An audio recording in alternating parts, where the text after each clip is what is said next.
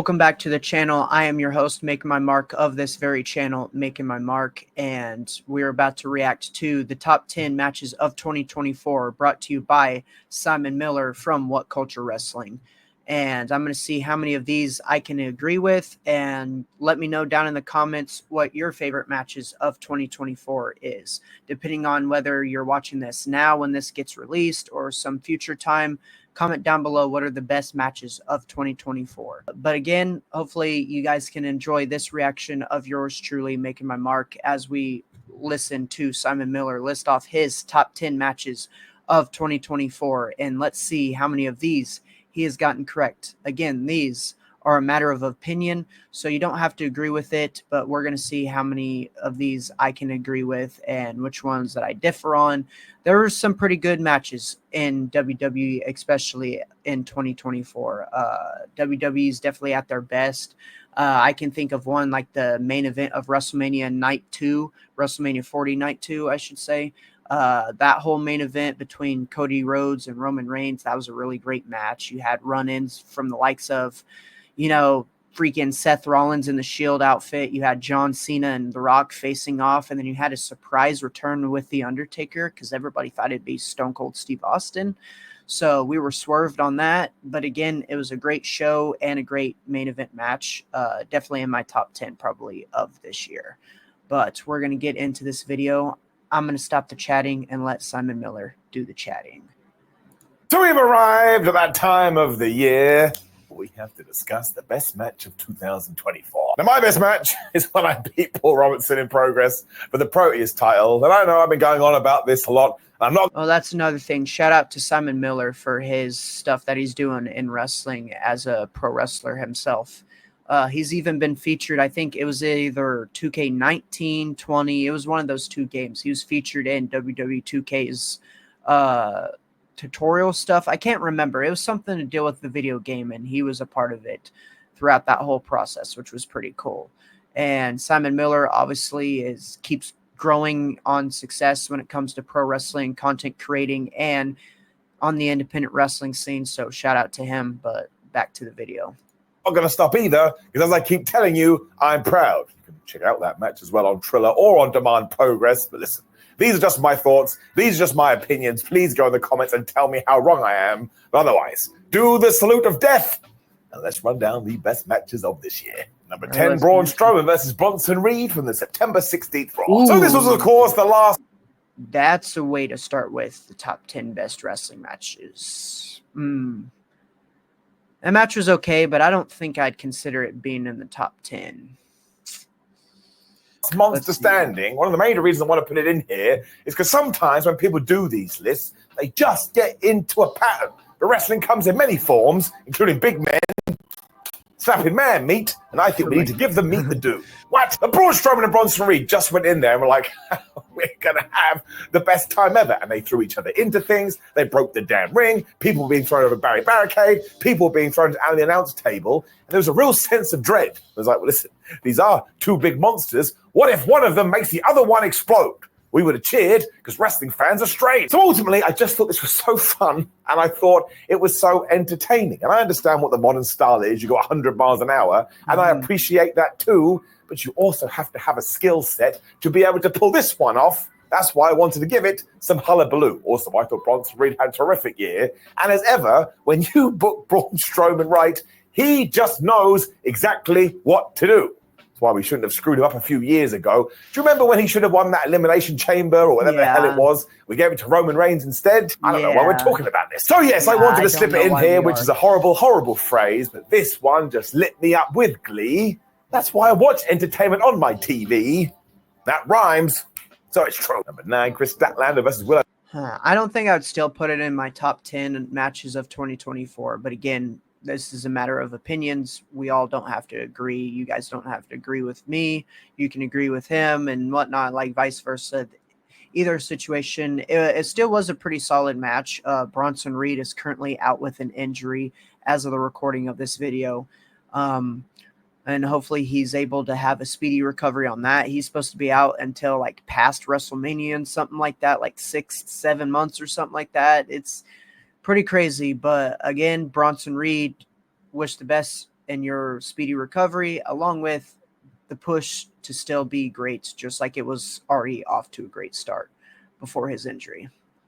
Nightingale all out. So not only did they have one of the best street fights of the year, but they had to follow and were stuck in the middle of a ridiculous card, but Chris Statlander and Willow Nightingale didn't care. They were like, we've got story, we've got a heel, we've got a baby face. Oh yeah, by the way, we're really, really good. And they went out there and smashed it. It wasn't just mindless smashing each other with weapons either. This had a real structure to it. And every single crazy thing they did do, well, you felt it. I mean, not as much as them. At one point, Chris Statlander basically did the splits into some thumbtacks. I'm thinking about that since August. That must have really hurt. I also think it underlined what a great year Willow Nightingale had, and she is one of the wrestlers of the year. And Chris Statlander is right there too, which is why I hope in 2025, AEW shines a massive spotlight on both of them. Like if Willow became the world champion and Chris became the TNT champion or the TBS champion, excuse me, that would make me feel warm and fuzzy in my tum-tum. So this really was a home run, and I think it even exceeded expectations to such a degree that afterwards we were all looking around like, where did that come from? But more for us, man, because really, when you do break it right down, when do they not deliver? That's why they totally deserve to be in this list. This was absolutely fantastic. Number 8, Io Sky versus Bayley for WrestleMania 40. So honestly, if you want to go through the entire WrestleMania 40 card and just focus... Yes, I was talking about how the WrestleMania 40 card was really great. This match right here was pretty solid too. It just sucks that the women's title reign for Bayley didn't really turn out the best because obviously it was kind of just stagnant and nothing really happened. So you kind of were just waiting for that moment for her to lose it, which obviously that's why they always say that the chase is more important than the actual reign itself. Obviously people are kind of 50-50 on Cody Rhodes' current world title reign, but I think he's doing pretty great stuff. And I'm still glad that he was able to finish his story and whatnot. So yeah, back to the video. Focus on in-ring wrestling. I think this may have been the best match of the entire weekend. In all of 2024, Io Sky has just gone, oh yeah, I may be the best women's wrestler in America, so watch me go. And Bayley is just so damn underrated. Like, she has this power where you just will her to succeed. She's like the best ever babyface. You give her the sympathy. They were also reversing, transitioning, and just doing all this crazy stuff in the middle of the ring. And the finish is so damn good, especially because before that, you were getting some 1-2-oohs where it actually felt like Io was going to win. You can't do that at WrestleMania. The bad guy can't be victorious. I need my babyface to ride like a magical horse or something. Of course, that was the extra swish here as well because Bayley finally got her WrestleMania moment and she became the women's champion. And I will say this, ever since Bayley did get called up from NXT, sometimes she has been booked like a right jabron, which isn't her fault, but here, it just felt so good, man. That's the other point of sports entertainment. You root for your hero, and then they make you feel good. Can't get mad at that. This match ruled. Number 7, the Casino Gauntlet match at All In. Now, every time I say this, one person goes, Simon, they didn't invent it. Well, I don't care, man. Whatever AEW did in order to create this matchup, I want to give them a round of applause. This match was okay. This is where Ricochet, I think, debuted in AEW. Nigel McGuinness came back in his return from wrestling after like a 9-10 or so. Actually, it was probably more than that. It was probably like 15 almost year hiatus due to a disease he was going through. But yeah, this match was okay. I mean, the ending was very questionable. But other than that, the match was pretty solid. This card wasn't too bad. I actually almost think I enjoyed AEW All In 2024 more than I did 2023, but that's just my personal take. Because I love the Casino Gauntlet. The best one absolutely came at All In, which went down in London town, which is only a few minutes from my house. It's a wild exaggeration, but it is close because I just thought it was the best version so far. What a wonderful roller coaster. Now, I've said this a few times, it's boring, but AEW should make this its own pay-per-view and make it their Raw Rumble. But think of all the surprises you had here. I mean, Nigel Guinness made his return to the ring and Ricochet debuted too, and both of those guys also got into it with a card. At the moment as well, I can't even tell you if the ending was a success because Christian Cage won, and he is still holding on to that contract. But and I love Christian Cage, so I have no problem with this at all. I just had such a good time. And that's the thing. I really like Christian Cage too. He's probably in my top 10 or top 20 of all time. I've said this before in one of my previous videos. I like him better than Adam Copeland, also known as Edge in WWE. But that ending was just, it was weird.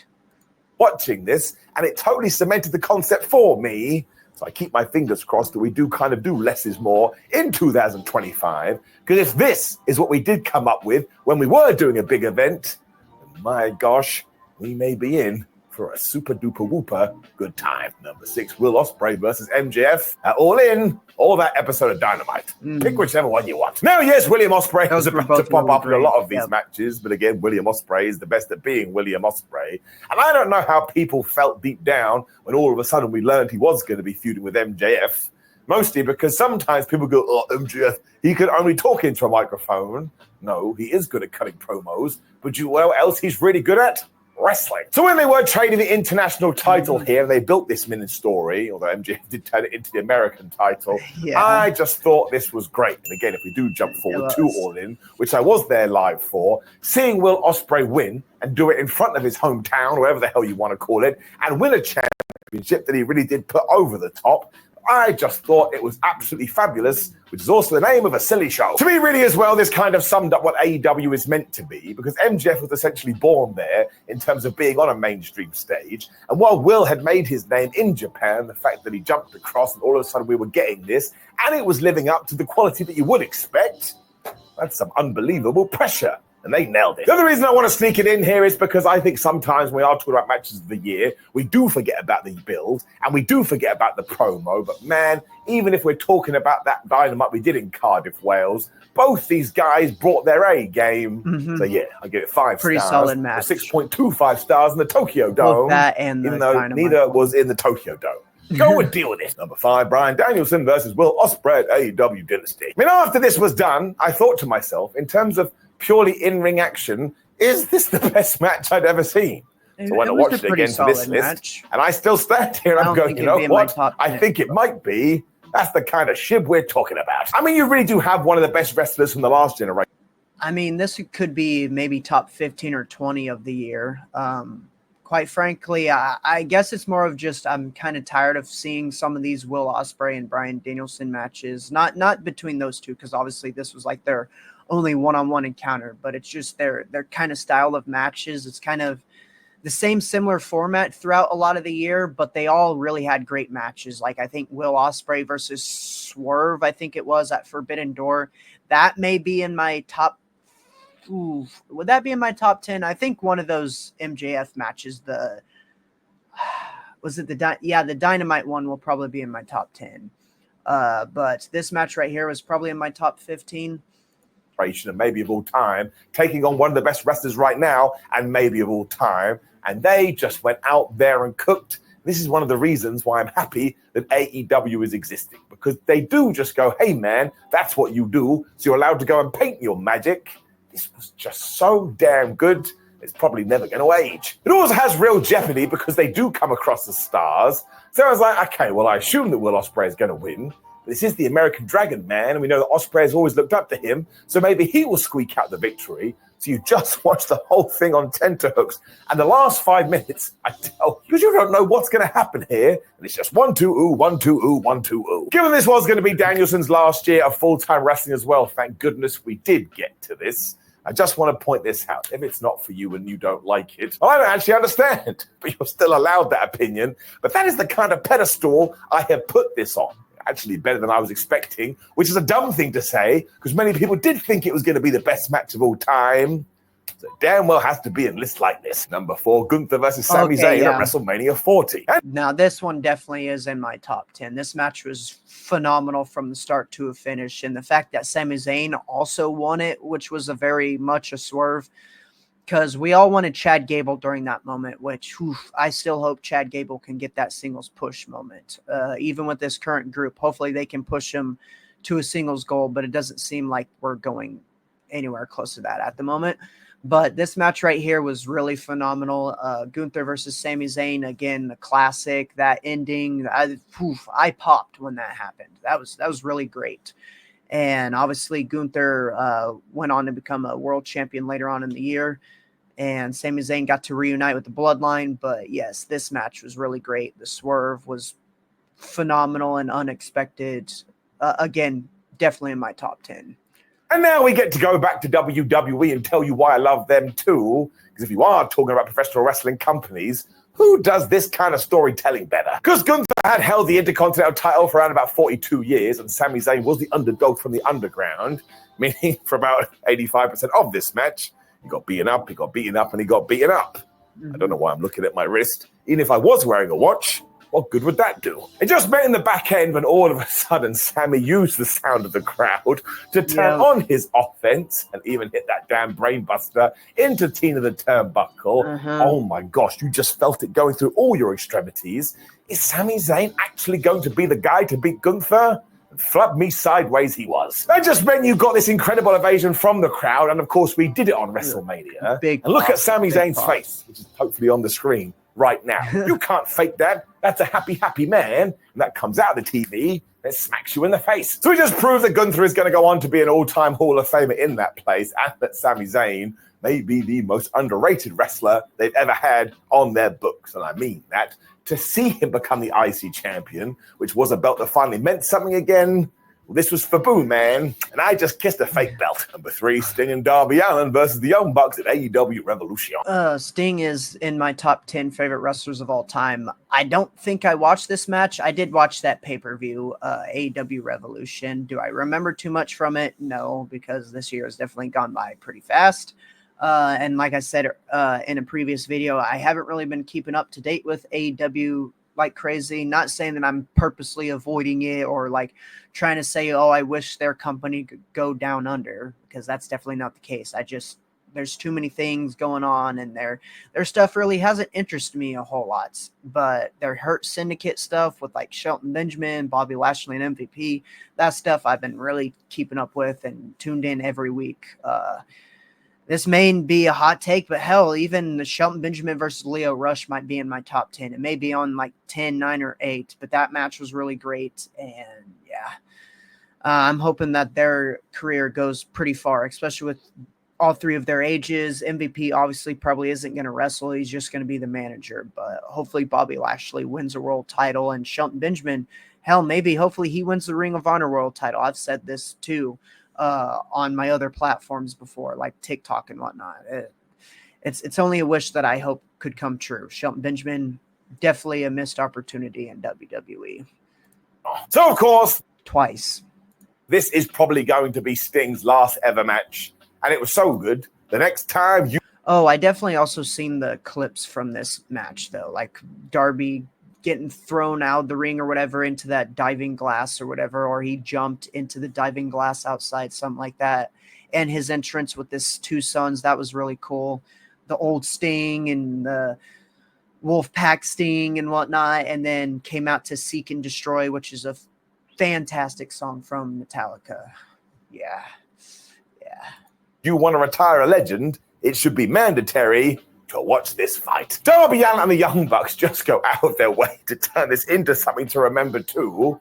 And they were throwing themselves through glass. This is also where we can sneak in some praise for Matthew and Nicholas Jackson. You can say whatever you want about those two, but my gosh, they may be the best at making other people look good. This is Sting. He's always going to look good. It just had so much drama and emotion to it, especially because Darby and Sting did hold on to the tag team titles. And let's not forget, backstage, Steve Borden was arguing he should lose because he wanted to do the time-honored tradition. But Tony Khan and everyone else like, no, nobody has ever treated you right. You are going out on a high.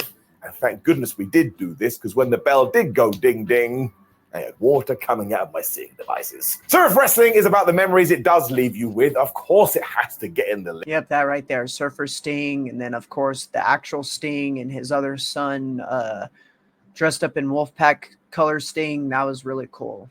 Yeah, that was badass. Didn't get to watch the match, like I said, of course, but it was really cool to see this. List. I go back and watch this all the time because you can feel the love in the room. Sting is one of the best wrestlers of all time. And like I say, this was the perfect send-off. It's absolutely fantastic. Number 2, Roman Reigns versus Cody Rhodes at WrestleMania 4. Definitely in the top 5, at least. Roman Reigns versus Cody Rhodes. It's got to be in the top 5 from night 2. That match was, again, phenomenal.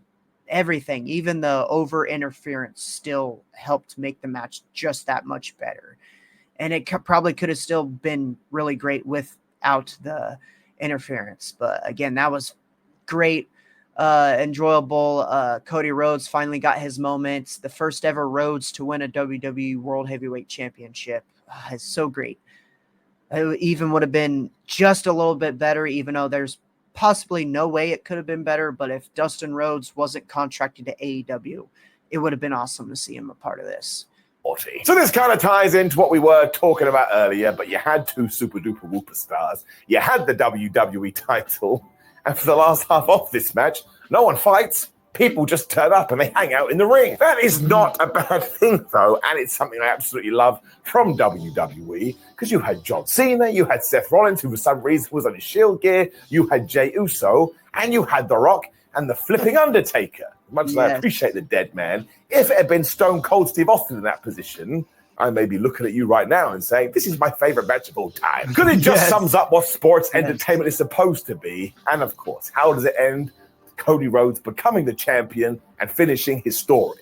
I know that became a little bit laborious towards the end, but given we had everything with the Cody crybabies and that this almost became The Rock versus Roman Reigns, well, I tell you, man, this hits you right in a good place. I also think it's not mentioned enough that Roman and Cody have wonderful chemistry together and a pretty good damn feud. That's why when we got to Bad Blood and we did that tag team match, they were still able to have this, oh my gosh, what's going to happen between them? Because you assume they're friends, but they also feel like enemies. So it really is WWE at its best. If they were able to pull this off every single year when it came to the WrestleMania main event, well, ain't no one ever going to complain about it. This was super. Number 1, Swerve Strickland versus Bryan Danielson at AEW All In. Ultimately, though, I did have to... I don't know if it deserves to be number 1, but it definitely was a pretty good match. Some people didn't like this match. I liked the match personally. The only part I didn't like was the whole shrug off of the whole running knee strike or whatever that Daniel Bryan typically does. That's the only part I didn't really like about it. Other than that, though, it was a pretty solid match. Obviously, Bryan Danielson got to come out to the final countdown, which was always a great moment. The whole crowd, the whole Wembley Stadium singing that song, even the humming of the instrument was pretty cool from that crowd. The UK crowds definitely know how to show out for a wrestling event. They can make just the little small details that much better. But again, I don't know if this would be my number 1, but it definitely could have been possibly top 10, probably on the upper top 10 echelon. But let's continue. Pick this one as my favorite match of the year because, of course, while his last match ever was against Jon Moxley a month later, Bryan Danielson was murdered during that fight. So let's focus on when he did win the AEW World title. And we all thought, man, isn't this just the best? You also had to give a shout out to Swerve Strickland, who just had an amazing 2024 and totally understood the assignment. Be a bad guy, rag on Bryan's family, who was at ringside, but ultimately get kneed in the face, take the 1, 2, 3, and allow one of the best wrestlers ever to have their due. Once again, Danielson had to be talked into this because he is an absolute maniac, because of course this was the right thing to do. Everybody just wanted to see him on top of the mountain one last time. And the fact this was 10 years after WrestleMania 30, well, hot dang, who came up with that one? The match itself is a work of art as well because it just keeps you guessing. It's all over the place. Seriously, some of the stomps that Swerve was giving him towards the end, I think he must have owed him money or he wanted to eat his brains. So it just comes down to the fact for like the 7th time on this list that you did have a match that had to close a massive show and somebody took a home run or 2 people took it and they smashed that ball out of the park. I really do think this is wonderful. And it reminded me why I love professional wrestling. Now, once again, I can smile when I go to sleep. Shouldn't have said that. Now, of course, more importantly than all of this is your 10 best matches of the year, so leave them in the comments below and argue between yourselves. This was a good one. I'm going to definitely make sure that I'm already subscribed. I'm going to make sure I like this video right here. Yeah, that was a really good one. That was Simon Miller from What Culture Wrestling. That was his top 10 wrestling matches from 2024. Again, I agreed with some, disagreed with others. Again, this is all opinions. They're all subjective. You can have your own personal takes on it. Again, definitely have WrestleMania Night 2 from earlier this year. The main event of that is definitely in my top 10. That Sami Zayn versus Gunther match is probably in my top 10. What else is in my top 10? LA Knight versus Logan Paul was a pretty great match for SummerSlam. CM Punk versus Drew McIntyre at Bad Blood 2024. That's probably actually my number 1 or maybe number 2 of 2024. If it comes to like something like AEW, I definitely agreed with the Bryan Danielson versus Swerve Strickland. It was probably more about the moment than it was the actual match, but still, that was a pretty great one. I think I even actually reacted to that on my channel, that very main event. Other matches from AEW, I can't really think of one, but let me know down below in the comments, depending on whether you're watching this when this releases or in the future date and you somehow come across this video. Let me know down in the comments what are the best matches of 2024 in professional wrestling. Hopefully you guys enjoyed this very reaction by yours truly, making my mark, the king of this channel. Now Mark is officially out. Peace.